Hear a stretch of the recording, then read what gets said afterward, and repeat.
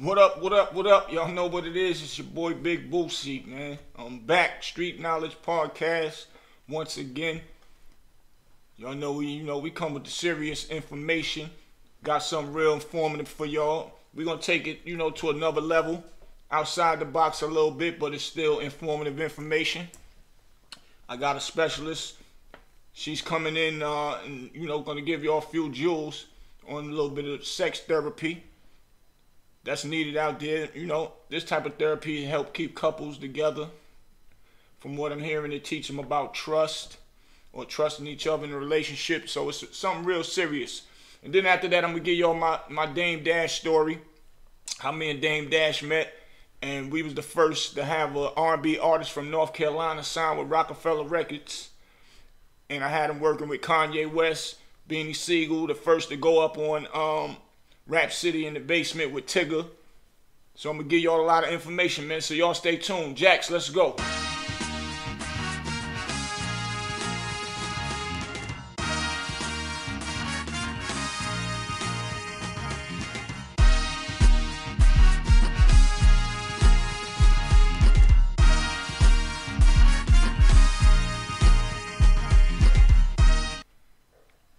What's up, man?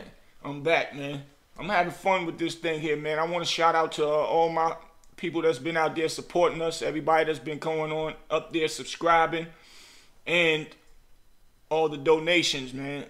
It's real love, man. And all of y'all who out there that's new, make sure y'all hit us up. Go on there, go on Street Knowledge on YouTube and subscribe.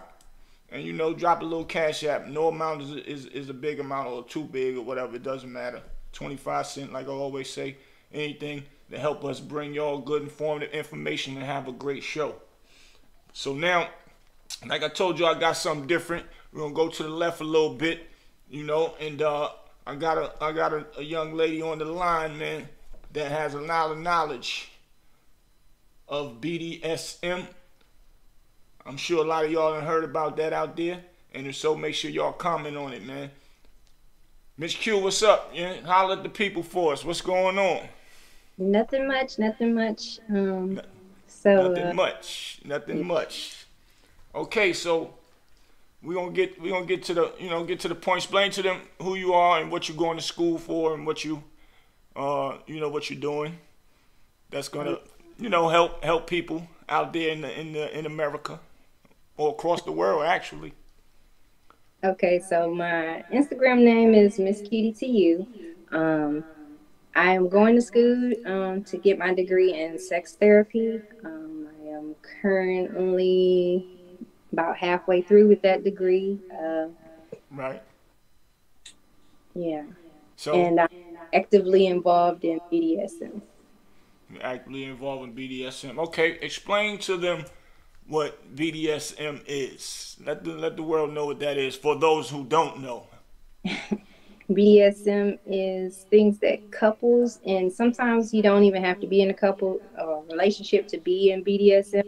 It's bondage, domination, sadoism, not sadoism, but sadoism, and right. masochism. Yeah, that confused me. That sadoism, I'm like, is that satanism? I had to go and research and look at it.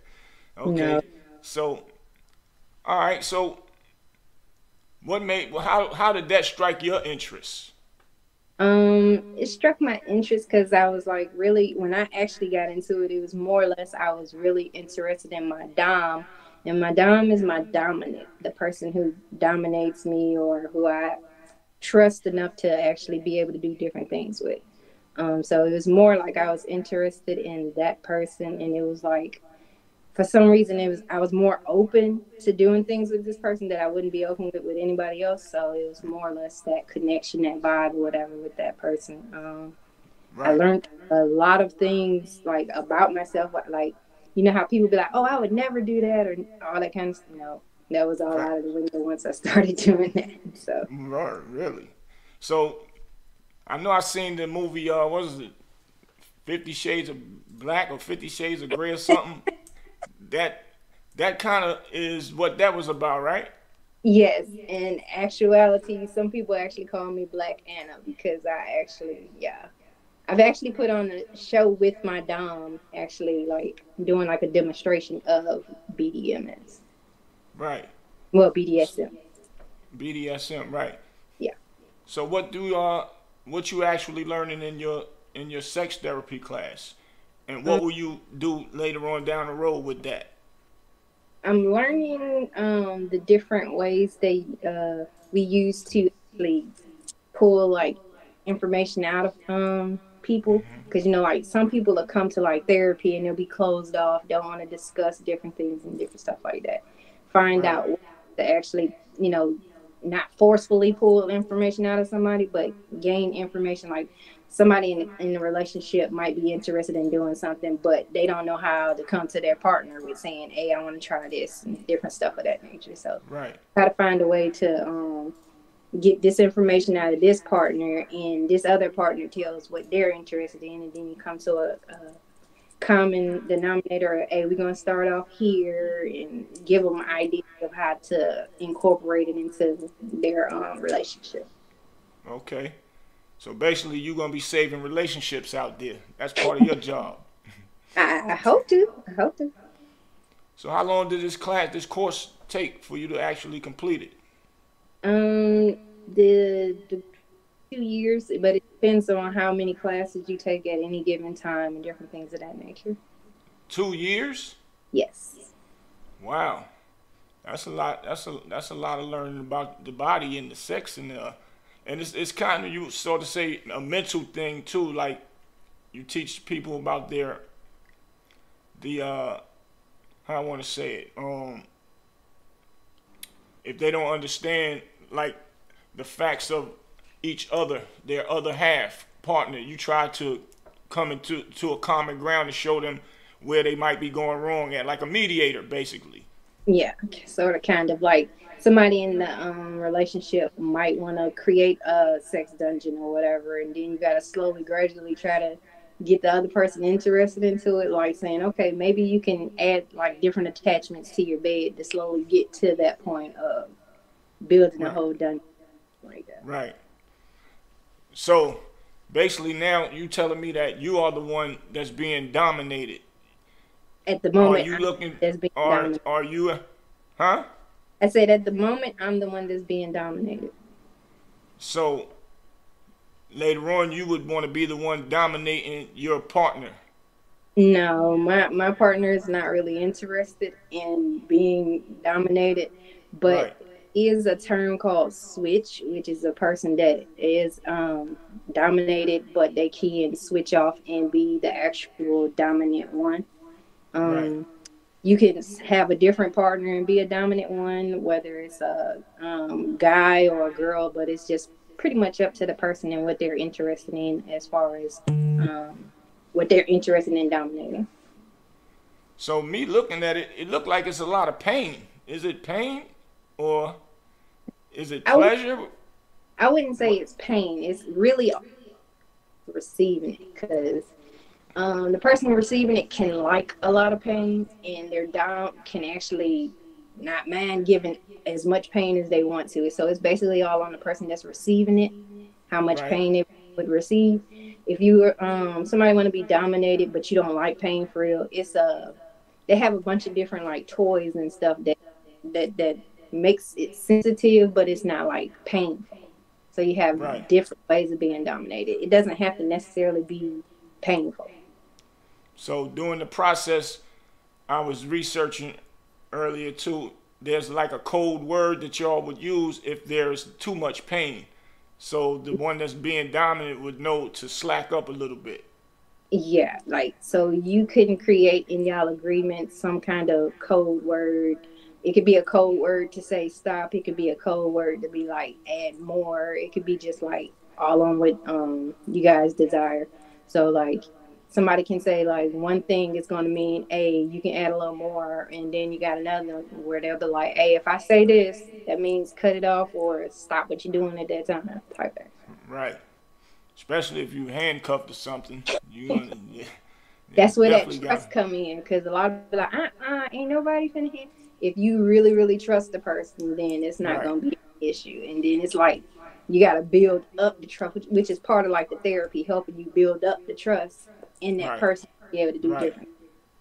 And So it's not as bad as a lot of people make it seem. Like they'll be like I think Rihanna or somebody like that at one point in time said that they were into that type stuff, yeah, I think Rihanna did. Yeah. and everybody was going around saying, "Ain't nobody gonna never." I didn't say nobody would never, but I did not think I would ever actually be interested. Right. So also what I was seeing, you don't actually have to have sex to do that practice. It No, can you just don't. be they just like it because of the pain or the sensations and stuff like that. Yeah, you don't have to necessarily be like a sexual partner with that person. It could just be all based on that person providing pain. Well, not even really pain, but some type of uh, what they say. It's almost like a sexual reaction to pain, but it's not, pain or sexual reaction to the sensation or whatever you're receiving. Right. Um, yeah. Oh, okay. I thought you was about to say something else. So do a person, if they know what they're doing and doing it correctly, the person that's being dominated, do they get an erection from that? Is that what make them like it? Just from not even having sex, just for the process, and they have an erection. Is that possible? Yes, it's possible for like somebody to like just since we on the subject, it's possible for some people like a female to actually squirt in the midst Right. of it and not been penetrated, and it's possible for a man to actually get aroused just by being able to provide that type of um to be able to dominate the other person, or he could get aroused just off being dominated. So Wow. you have some men that just want to be dominated, and then you have some men that just want to be the one doing the dominating. Right. So what you gonna do once you when you graduate from school? What you gonna do? What Um, you gonna pursue? You gonna pursue that? I'm going to pursue having my own practice in sex therapy, and I want to be able. It's going to be like a year afterwards because you have to work under someone else for so much time before you can actually get to do your license and actually have it on your own. So I plan to have my own practice. I'm not sure which state or city I want to reside in by the time I get it, but it needs to be somewhere warm, sunny, and some water. Wow. So where you gonna set up your office at? Down in where you at, or any specific Um, city? I'm not sure yet. I don't have any specific locations yet.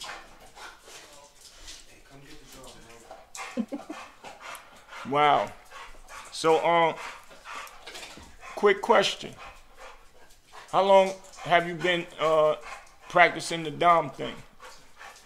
I've been practicing I'm actually considered what they call a sub. So I actually been in the Get sub for almost a year now. put the chair.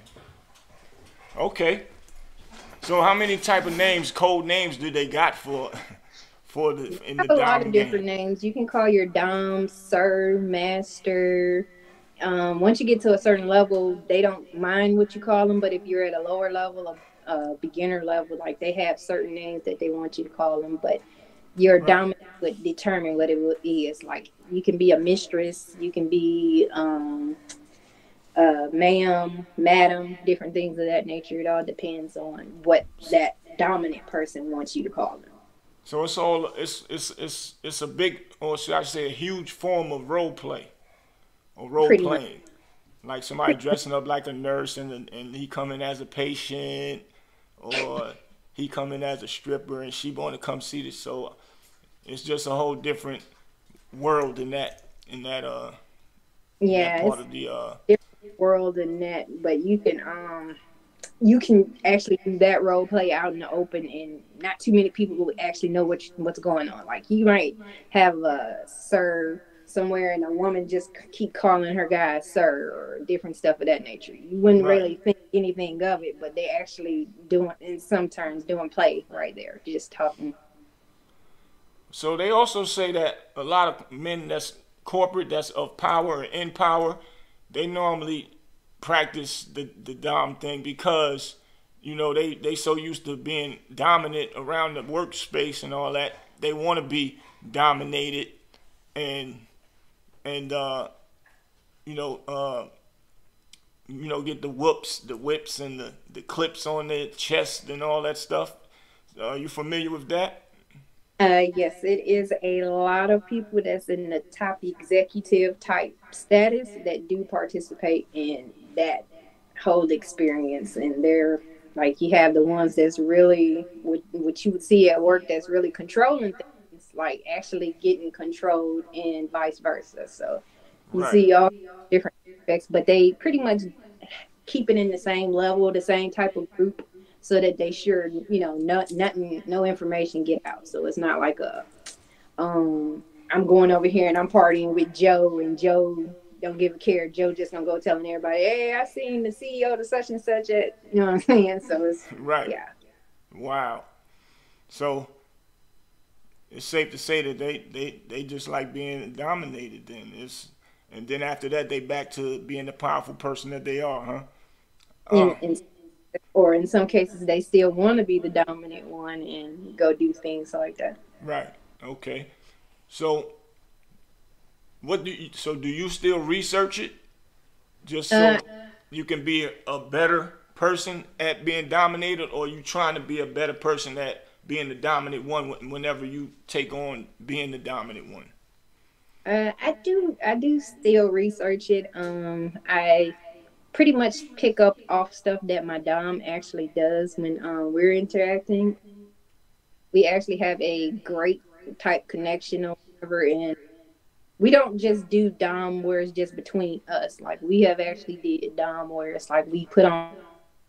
It's like other people are there to see what's going on. Like, um, Right. we've had So parties. We would actually do the sub dom at the party and different things like that. so it's like a performance thing as well. The way we do it is like a performance thing as well, because Right. they've done mass like type of research in it. So Right. like they actually, we've had like a few parties where they would actually have the different types of trinkets that you may say you would use, like the bondage chair and different stuff like that, Right. and they would actually put on a show for like people to see exactly how this equipment is supposed to be used and how you can use it, and how your sub can submit to you, or how as a dom you would have to, be stern and different things of that nature. Like, So what's the goal to it all? What's the goal the for goal me to it? for me, the goal to it all, for me, I don't know other people, but for me, the goal to it all is to like build trust, and like it builds a connection between the two people. You can actually get to a mental connection with the person, because you can get so used to what's going on and how you guys are interacting. Like, you can mentally feel their presence. If you're like blindfolded, you can mentally react just to like their slightest touch, and you're not even like, you know what I'm saying? Like, it's almost like a mental connection or whatever. Right. Like a So build a bond and a connection and trusting somebody. what's the weirdest thing a dom asks you to do, Um, and what would you not do? I don't know. Like right now, like my dom can pretty much, I would say, could pretty much ask me to do just about anything but to eat like some poo or some junk like that, because I would not eat anything of that nature. But like, um, To eat what? Say that again. I said the only thing he could not ask me to do is to eat any poo or anything like that. Boo boo. Oh No. yeah. Oh yeah. Oh my God. So like, pretty much he could ask me to pretty much do anything, and I would pretty much do it. But trying to think what would be the craziest thing. The craziest thing is the very first time I was in a show. I did not expect the way I would be coming out in the show. So it was a lot of people in there. We all had to have masks and different things like that on, so you wouldn't really know who the people were you were around. But I'm thinking like I'm finna come out with some clothes on, and he was like, "Okay, yeah, yeah, you ready, you ready." And I had like a collar and a chain. Like he was holding the chain, but I had like a collar. The chain was connected to the collar around my neck. And he was like, "Okay, so yeah, keep them shoes on, take that off." And I was like, "Uh-huh." He's like, "Yeah, take that off." So I had to walk out in front of all of these people with like no clothes on. And that was like the very first interaction I had where it was like it was a lot of people and I didn't have on any clothes type action. So yeah, that Wow. would be the craziest thing that he asked me to do that I actually did. And so you wasn't embarrassed about none of that, huh? No, You, I wasn't embarrassed about it. so you so so It was you kind ain't so that mean of you ain't shy then. You was faking earlier. it was probably because of the mask that I wasn't actually scared of it because I figured, well, ain't nobody gonna really know who I am because I got the mask on. So Right, right. I got you. Okay. All right. Well, sure. You taught me a lot here today. You taught me a lot. Very interesting for my audience, man. Y'all see it, man. It's Miss Q, y'all. And y'all make sure y'all hit me up, some comments, whatever. If y'all need to learn something or whatever, I'll make the connection. She's far away. I don't know if she want me to tell what state she in. I don't want to do that, but I will make the connection for you guys if y'all want to learn something or need to know something, man. So now we're gonna get into the Dame Dash story in a hot second. Miss Q, I appreciate you. And we're gonna good. chop it up. All right? All right. All right. So yo, it's your boy Big Boosie. I'm back. Never know what you're gonna get here on Street Knowledge, man. Never know what you're gonna get right here on Street Knowledge. Jax, what you think about that, brother? Hey, that was crazy. Bro, you never know what you're going to get on this show, and I'm loving it. Fact. I'm loving it. That's a fact. That's a fact, man. Boy. Okay, y'all. That was a lot of heat, boy, for your boy, man. I'm glad I could give y'all some of that good information. Now we're gonna get into something. Like I said, I'm gonna get into what my about my brother Dame Dash. Y'all make sure y'all go get them new sneakers, the CEO joints. Everybody been going crazy, crazy. I got them on my Instagram at I am Big Bootsie, BOOTSIE. So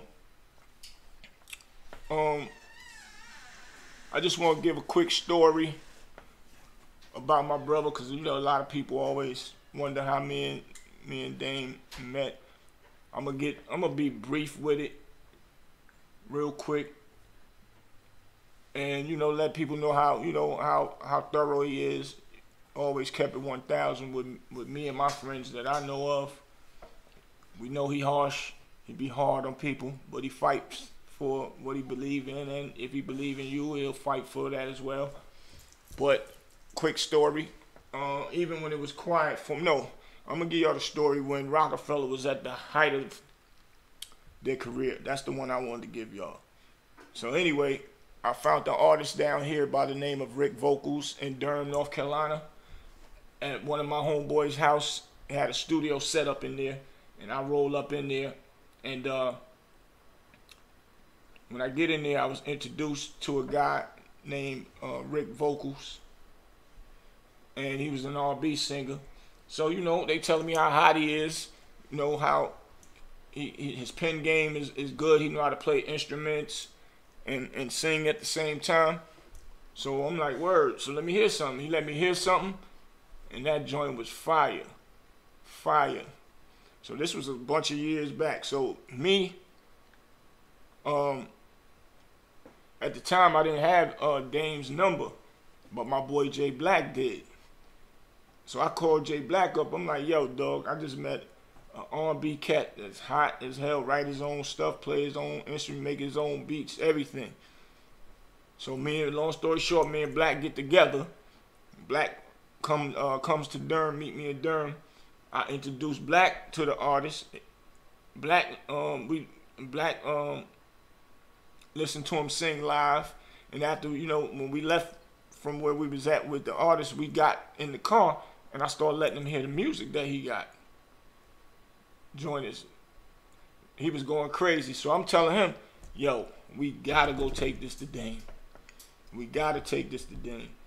So at the time, I forgot how Black was communicating with Dame because they lost contact as well. Oh no, Black called Rockefeller at the office and talked with Dame. He got Dame on the phone, told Dame he got an artist for him. He was like, yo, Dame told him, oh, all right, come to New York. As soon as you get to New York, call me. Then you come to meet me at the office. So anyway, we go and we went and took my boy shopping and all that, get him fly, get him fresh, so we can have a meeting up in the office and all that. And we leave, we go to New York, we drove up. We drive up in the truck. I think I had my Denali truck at the time. We drive to New York. We get to New York. We get to Harlem. We go to my block. And on my block, it was payphones up on Convent. So we get there, Convent Avenue. So we get up there. We use the payphone. Black called down to Rockefeller. And he said, yo, hello? Can I speak to Dame? And they was like, Dame, nah, he ain't here. Who's calling? And he said, well, tell him Jay Black called. Hung up. We start walking away from the phone booth. We walking away. We was just about, let's say about 10 paces. We only took about 10 paces, 10 steps up away from the phone booth. It rang. We ran back to catch the phone. Guess who on the phone? Damon Dash. Yo, Black, what's up? He was like, what's up, man? He said, nah, they didn't know who you was. That's why they said I wasn't here. Once they told me your name, I had to call you right back, man. He's like, where y'all at? Told him what we was at. He said, yo, I'm at the office. Come to the office. You got the artist with you? So, all right. So he was like, yeah. So Black hung up the phone and said, yo, he said, come to the office. We jumped in that truck so fast, we out. We get downtown to Rockefeller, to the office Def Jam building, and we go up front. The receptionist told us to hold up for a second. She went to the back, and she came back to the front, and Dame told her to walk us to the front. And so me and Black go to the front. The artist, Rick Vocal, stayed in the front in the receptionist area, in the reception area. And we get back there, Jay-Z back there, getting the manicure, toes done, nails done, all that. Lil' Kim was right there with him. Just hanging out like a brother-sister thing. And Dame was right there. Dame gave an embrace, gave fives, hugs, because he ain't see Jay Black in a while. So he was like, what up, where the artist at? He was like, he was up front. I told him to hold up. I ain't know what you had going on. He was like, nah, go get him. So when Black go up to go get Rick Vocals, I'm sitting there in the office. That Dame told Jay-Z, he said, yo, Black got an artist, man. And he said he tough. We ain't passing out. We can't miss out on this one like we did with Nelly. That let me know right there that Dame and Jay-Z had Nelly first before Kuda and Mace signed Nelly and went diamond. And they was mad that they passed them up because we wasn't big on the country and that type of rap at that time. So they didn't see the bigger picture with that. Kuda, which is Mace's manager, and Mace and them took a chance. My boy Trail, God bless the dead, Big Trail, he used to hustle over there in where Nelly and them was from. And he met Nelly and them just, same way I met Rick Vocals. And he brought him around and was shopping him around. He brought him to Dame and them first. Dame and them turned him down. And he took him to Mace and Kuda and they grabbed him. And that's how Nelly was put out here and discovered and went 10 million records sold. So Black go and get Rick Vocals, bring him up to the back where we was at. As soon as he come in, Dame looking him up and down. Dame, he won't check a nigga gear. We knew we had to go get my boy fresh. And I saying he was not fresh. He had a job and all that stuff. We just know what to expect when you go to New York. and how the New York niggas gonna look at you, especially when you going with Rockefeller, one of the biggest labels on the planet right then at that time. You know what I'm saying? So he come in the room, they put the CD in, they start playing the CD crazy. They going, oh shit, hit after hit. They going crazy. Jay-Z in there vibing, Lil' Kim shaking her head, going crazy. So they was like, yo, I don't need to hit no more. Yo, how long y'all gonna be up here? That's what Dame asked. We was like, well, we gotta shoot back down south. We said, nah, make sure y'all shoot. If y'all shoot down, make sure y'all come back. Black, we're gonna negotiate everything with the contracts. I'm gonna get some contracts done. And y'all can go over it, have your lawyer go over it or whatever. And, you know, he started asking Rick a few questions. Rick was kind of starstruck in there as far as, like, he really can't believe he right here in the presence of greatness. As y'all know, at that time, Rockefeller was running the circuit. So, but he held his composure, you know. He kept it 1,000. So, anyway, we left out of there smiling. But one thing Dame told us was, like, he was like, whatever y'all need, I'm going to help y'all, man. I'm going to give it to you. He's like, Black, you know I ain't going to never tell you no. As long as there ain't nothing that's going to hurt me and have me looking crazy, I got you. And one thing I can say, every time we needed something from Dame, he going to ask what it is, you tell him what it is. I don't really remember him really ever saying no. If it's something that can help him and it ain't going to hurt him, he always looked out. Always. Always. So, you know, when a lot of people trying to slander my boy name, I really don't like that. I just want to let people know how real it is. So to get back to the story, we leave, come back to New York for a second meeting and get the contracts. But Dame immediately started putting Rick Vocals to work. He started putting him to work. He had him working with Kanye West doing music. He had him working with Beans and them. Dame had the radio show on K9, on Hot 97, I want to say it was. He had his own show, had Rick Vocals up there with him, got him in Tigger, the basement. He was the only R&B cat that ever touched the basement at this time with Tigger. No other R&B acts ever came up there that was signed artists that was already famous. Rick Vocals was the first one. So we kind of made some history with that. So later on, down the road, just making a long story short, I leaves Black and Rick Vocals up top to start working on the album and stuff. And so, like I say, he was in there working with Kanye, putting down some hits and all that. And they was calling him the next R. Kelly. And this one, R. Kelly name was good name. But they was calling him, Rick Vocals, the next R. Kelly because he could play that style. He got that style that could play the piano and sing at the same time. His pen game was in that realm of some R. Kelly stuff. And this is what happened great out of that situation. Right before The Rock broke up, we was filming the Paid in Full movie around that time.